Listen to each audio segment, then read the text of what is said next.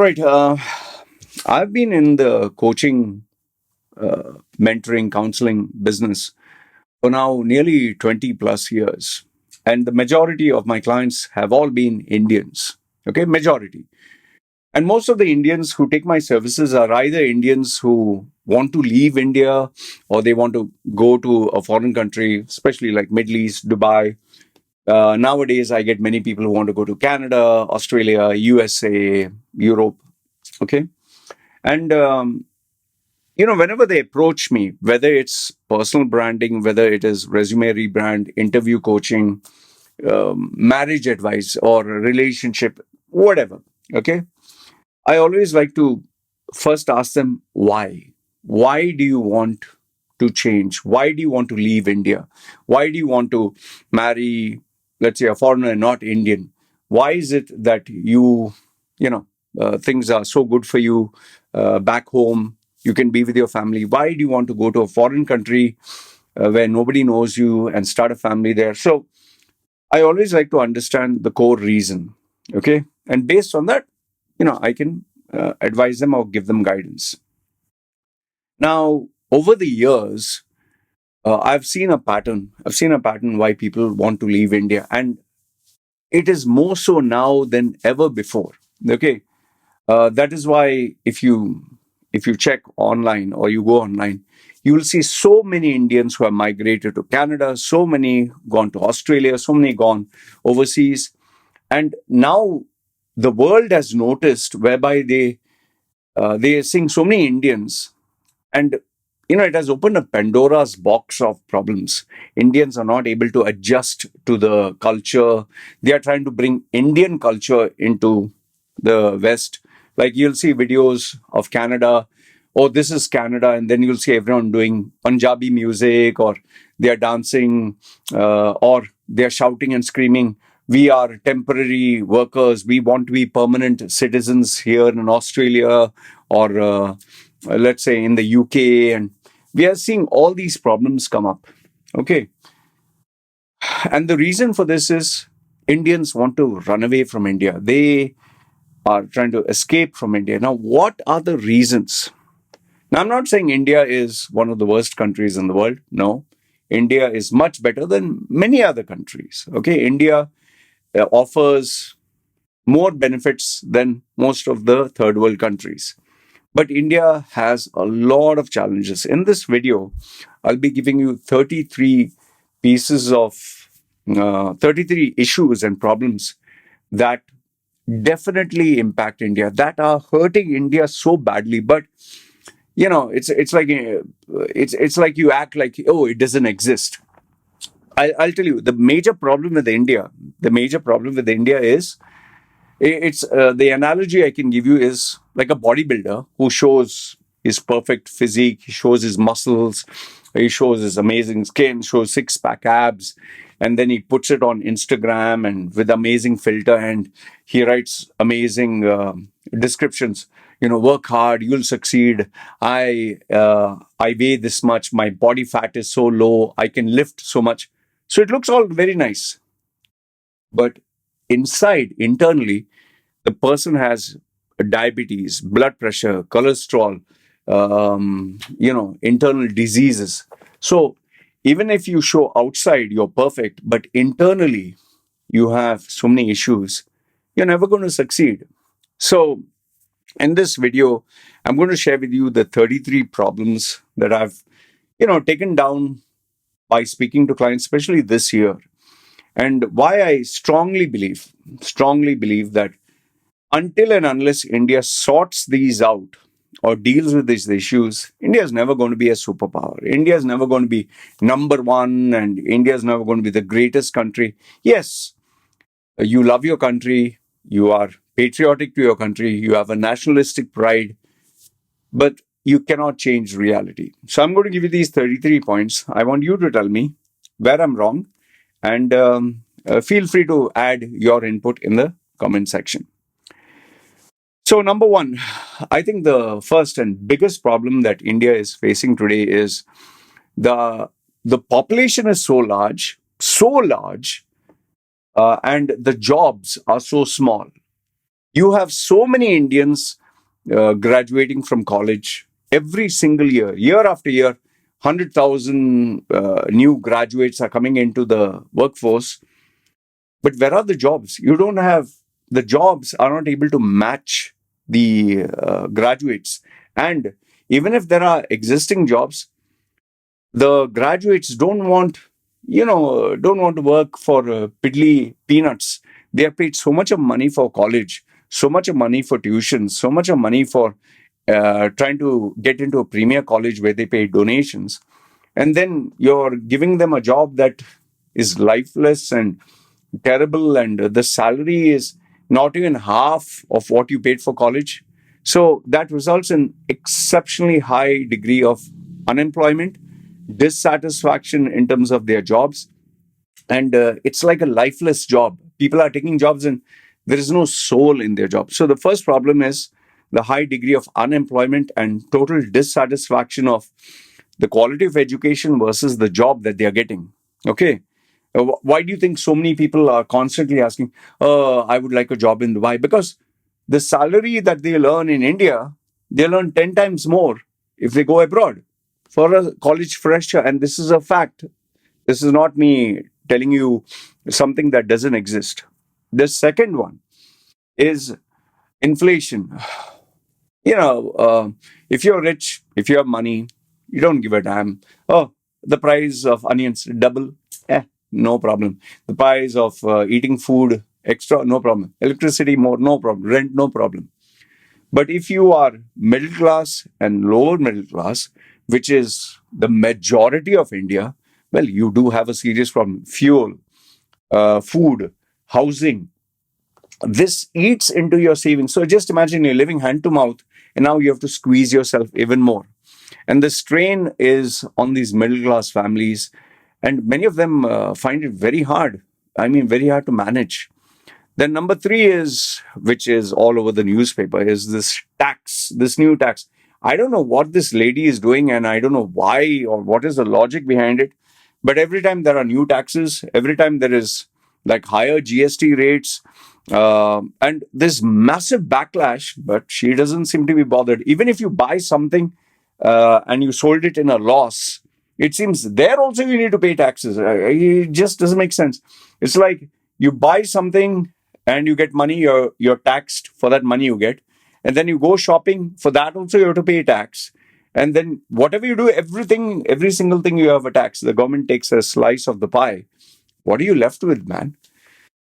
Then number four is, this is really sad, and you tend to see this especially during religious festivals, is the religious tensions, communal violence, discrimination, the the pride. Yes, be proud of your religion, be proud of your God, but the example that I always give, your religion is like your private part. It's something that you love, something that you're proud of, something that you think is the greatest gift. But please stop shoving it down people's throat, man. Come on. You have people. See, religion is meant to be spiritual, it's meant to do good for others. Religion is not say this, say, whatever the religious chant, or, you go to a mosque or you deface it, or you go to a church and you start singing your Hindu chants and all that.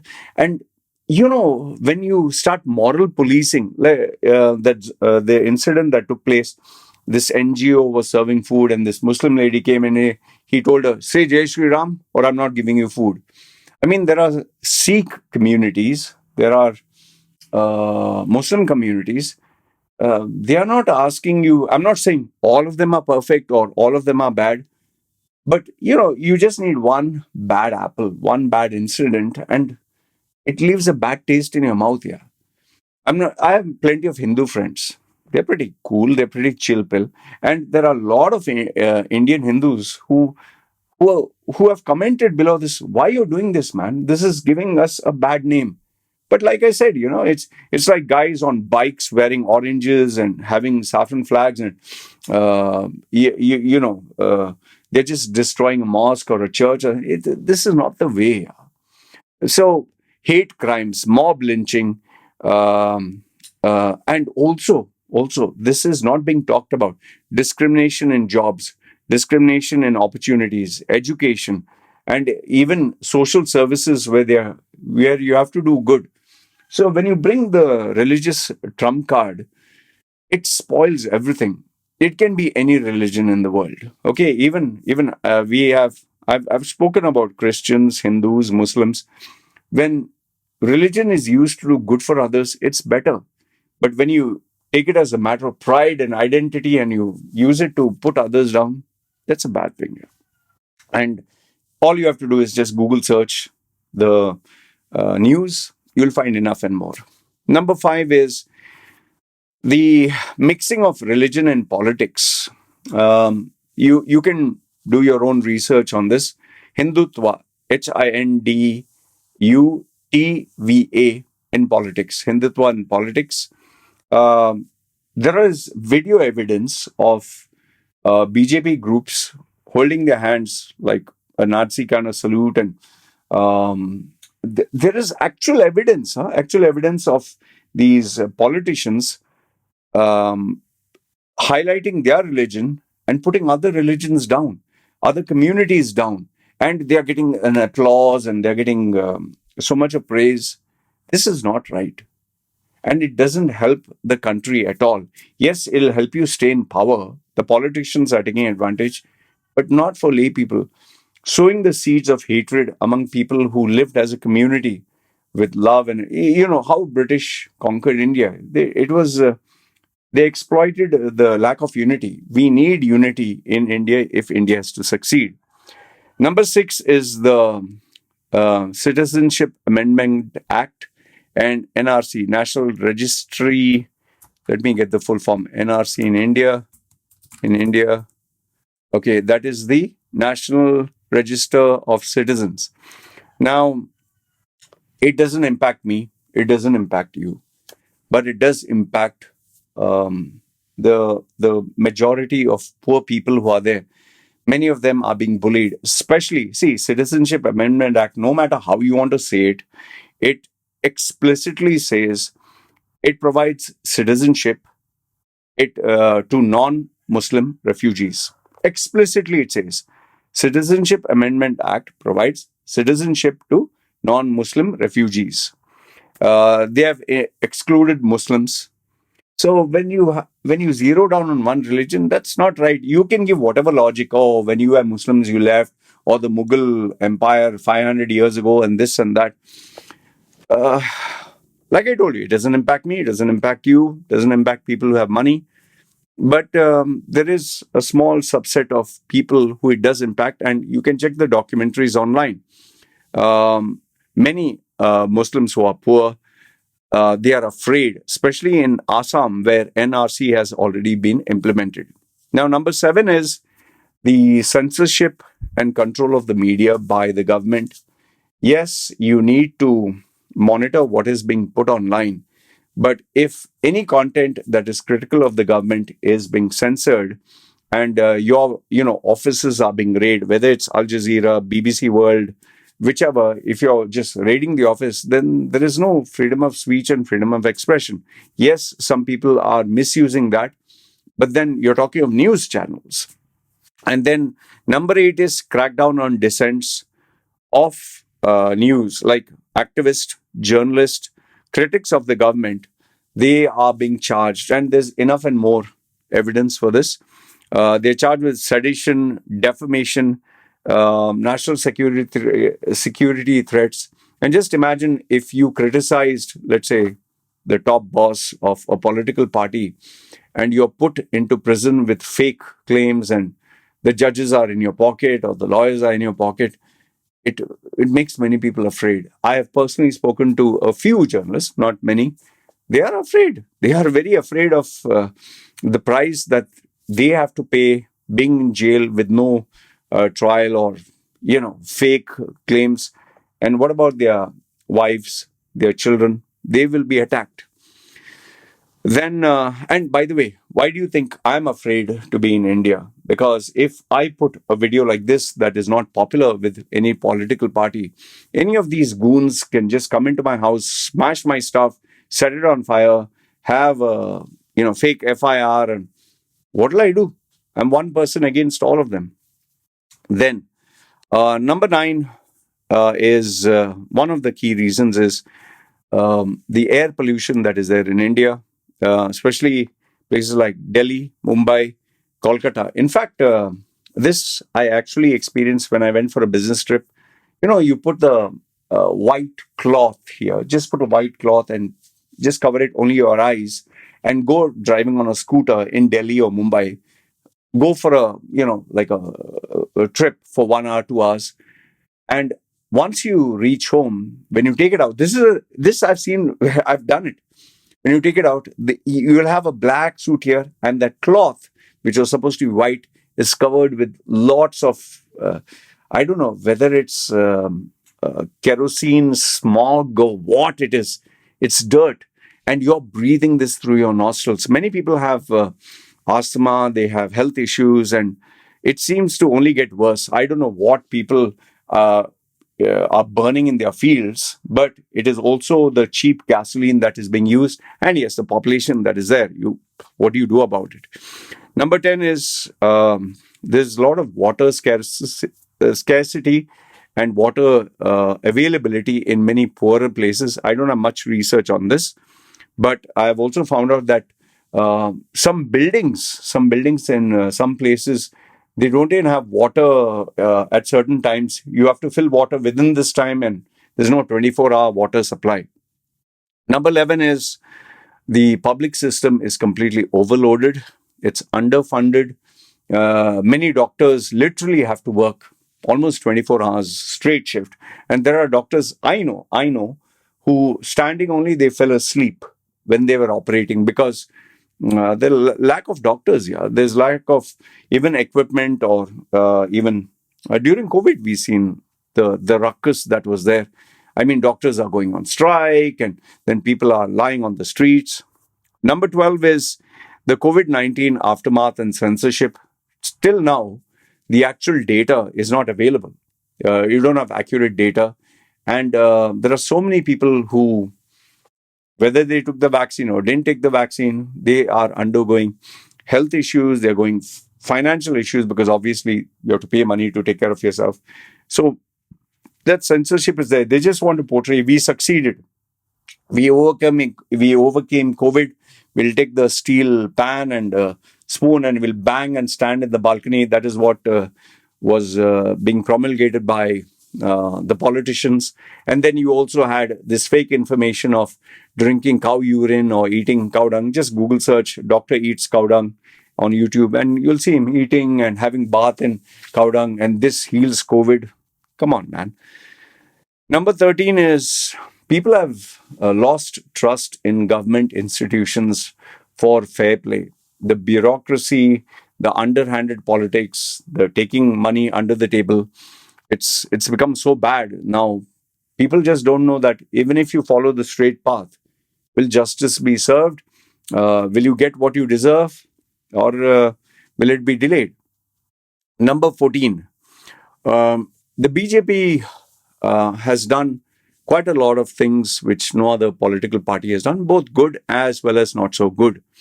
But one of them, which they have been constantly trying to do, is the autonomy of the judiciary. They have tried to influence and try to get their key people there, and even impact the election commission. You don't have to take my word. Google search this.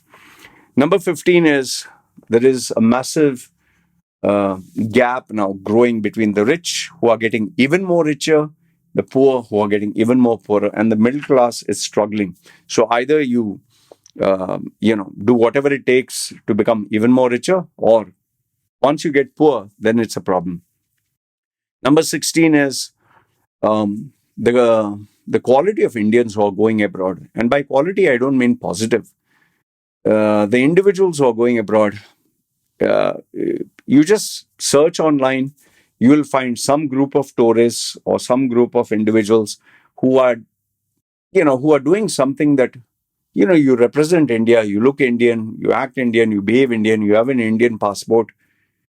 But then why are you acting like, you don't have any code of ethics, or the way you behave, because you can have 10 people who are good, one person who is bad, and guess which one gets circulated on social media. In fact, you know that you've seen on Instagram and TikTok, they're showing you the food that is being eaten in slums, where they put their whole hand inside, and some of them are putting food in their underarms. It's very disgusting, some of the food, and flies. And there are even temples where rats are eating and you're eating with them. So this gives a very bad impression to the Indian image, and especially civic sense. When you spit, you put, a betel leaf in your mouth and you spit, or you shout loudly, or you give bad words in your.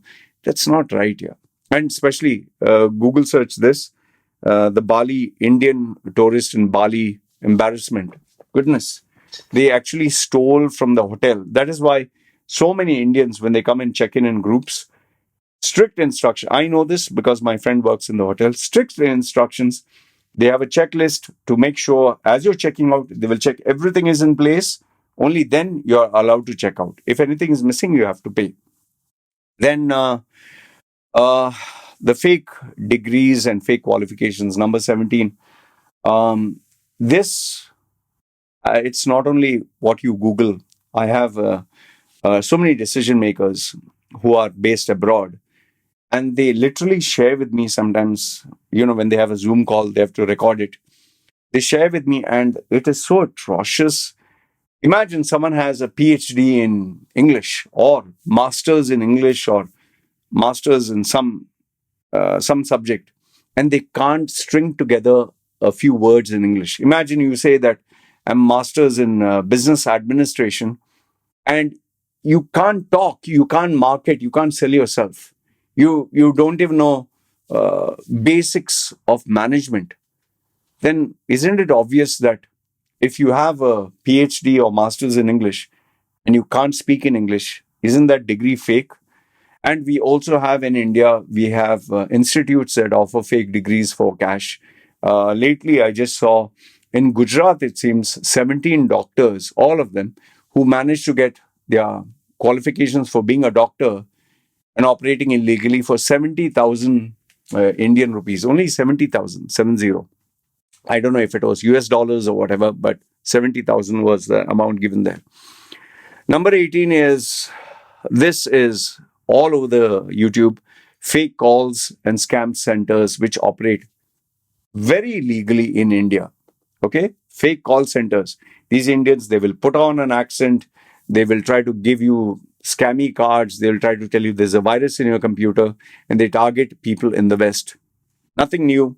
You can Google search. And all this gives a bad reputation to India, because it seems that apart from Nigeria, where there are call centers and fake scam centers, India is relatively coming right at the top. India, Nigeria, and Pakistan, the top. And the topmost is actually India, which is sad. Number 19, are Indians backstab Indians? There are plenty of fake job centers or agents who will promise you the sun, moon, and stars, guarantee job, pay them the money. Once you go abroad, they take your passport and they lock you in Saudi or some Middle East country, where they take away your passport and you're actually kept as a prisoner.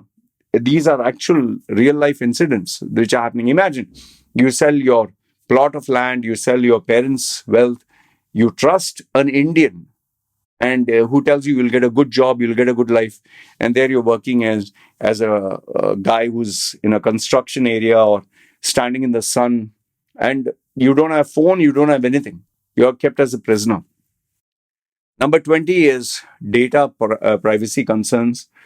Many people are afraid. Why do you think so many Indians they like to keep a fake profile or VPN? Because they are afraid that the government will actually hack into their phone. The Pegasus software scandal that was there, they hack into your phone, they check everything. So people are visibly afraid to be honest about anything. And they are wondering, oh, if I use WhatsApp, if I use email or Gmail, can they hack? And yes, they do have the technology to hack. So data privacy concerns. Number 21 is the quality of the education that people are getting. I'm not talking of fake centers. I'm talking of the normal colleges. It is still sad. I interact with a lot of youngsters who have graduated from these colleges, and it's shocking. They don't have the real world skills, and it's like you get marks for memorization. You memorize in a day and age of Wikipedia and all the information available online. Why are you getting marks for memorization? It's outdated. It's like a factory kind of this thing of the World War days where you had to memorize because there was no access to internet, no encyclopedias, so you had to memorize information. Today, why do you need to memorize? Take out your phone, you get the answer. So even education, teachers, they are being paid peanuts. Just look at the teachers. Some of them are really noble. But what can they teach you that will help them when they are themselves earning maybe $100, $200 a month? What will they teach you that will help you change your life? Number 22 is private versus public education. Those who have money can afford to send their children to the best education in the world, the best tutors, the best teachers. But you're talking of nearly 80, 90% of the rest of the population, they can't. So, majority of the Indians are getting what? Total nonsense. And none of the skills which are applicable in the real world. Then number 23, you have uh, institutes like IIT, IIMs. Once upon a time, these premier institutes, if you had got a seat there, and if you passed out, you'd be guaranteed a career, you'd be guaranteed a future, you'd be guaranteed a government job, or you'd be guaranteed working for a multinational company. Today, I, I'm telling you, I'm really shocked because I get people from IIT, IIMs who approach me, and they are without a job. Seriously, they are without a job. They are not dumb. They are not like idiots. They are really without a job. They're struggling to get a government job. They're struggling to get a government seat. You could say that there is more population than jobs.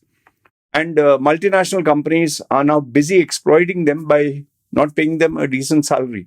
So imagine you spend so much money going to the premier institute, like the Harvard of India, okay, and you're still dissatisfied with your job or employment. Number 24, very common phenomenon. We have the the best of the best in India don't want to stay in India. They want to migrate abroad, and that constitutes to brain drain. Yes, overused examples: Sundar Pichai, Satya Nadella, Ajay Banga, Indra Nui, all the top companies. They want the top brains of India, and they offer them packages that India can never offer. And even if they can offer, with such a large population, how do you choose? Number 25, even if there are jobs in India, the purchasing power of the salaries of India very bad. I was shocked. I was shocked when I had a senior manager from India who he's in his 40s and he's a senior manager, and he told me his salary, and I was shocked because he was getting around $300 or $400 salary. I was like, how the hell do you manage, man? And this is the same income that some people make per day abroad. Can you imagine that? A talented guy who knows how to speak, very presentable, good banking experience. And then I found out from others that there are even IT companies, there are even people with just imagine they have the knowledge for AI, which is one of the hottest trends right now for jobs. India can hardly match their salaries, and that is why they leave and go abroad. Then, point number 26 is a crime against women. There is this sad saying that a cow is more safer in India than a woman. And I don't want to get too much into it, but you can check these videos online for criminals who actually believe these men believe that we have to teach these women a lesson. And that is why they engage in these horrific crimes. If a girl rejects a guy, acid is thrown on her face. If let's say the girl wears a skimpy outfit or whatever, someone will go and physically take the law in their hands and touch her or grope her. Or even there was one where this girl from Bangalore, whatever you call it, she was walking, she was taking a selfie and talking, and a 10-year-old boy, small boy, groped her. Okay, and his mark, because the hand was dirty, and she was crying and saying this, I'm not safe in my own city. Then on the flip side, you have crimes against women. You can search this one, the young man from Bangalore whose wife and the wife's relatives put a fake case on him of criminal charges for crores, and he killed himself. Atul Suresh, I think his name is. And many men are today afraid to marry Indian female because they can claim compensation. We had this case. Female married a guy for 4 months and demanded $58 million. One female married a guy for 1 month and demanded 40 lakhs, okay, as compensation. So it's become a commercial venture. Let's get married and then let's exploit him. So they're taking advantage of the laws. Number 28 is, this is a really sad one, is a lot of youth, because they are disillusioned, because they're sad, because they're depressed, they commit suicide. And this is a very serious issue, because they have no hope. They don't know what to do. They're so ashamed. I have many youngsters in my groups. They're very depressed. They're facing a lot of pressure from the parents, from the relatives. They don't know what to do. They have nobody to guide them. Number 29 is the sudden growth of purchasing power in India, just like China suddenly boomed.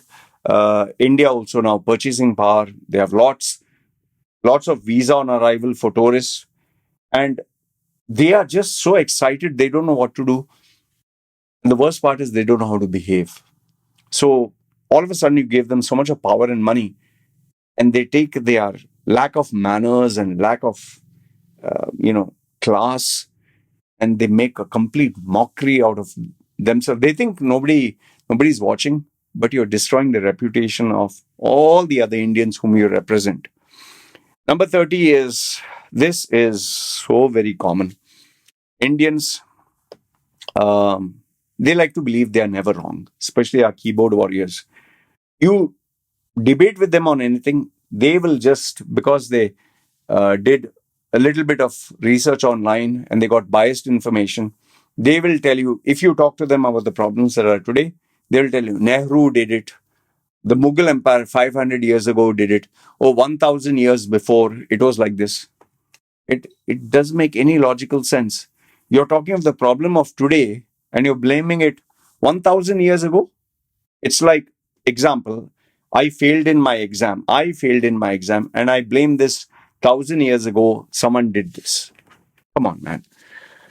Number 31 is, oh, by the way, the old point, and anything you criticize them for, they will say, what about Pakistan? What about the Muslims in Saudi? What about Syria? It's like Indians can never go wrong. Number 31 is the religious superstition, which is still very, very strong in India. It's unbelievable. You can have a statue, and if your signboard is blocking the sign, they'll smash the signboard, your business, because they have these oversized statues. They still believe in throwing the statues into the water and polluting the water, which are filled with chemicals. It's religious superstition is so strong in India. They can use religion as a weapon against you, and there's nothing you can do about it.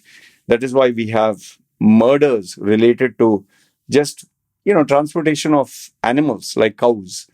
You can't eat beef, even if you want to, and they can literally hurt you, harm you. And there are even cases of youngsters, young men and women, the vigilantes, they take the law in their hands and they not only hurt them, they kill them.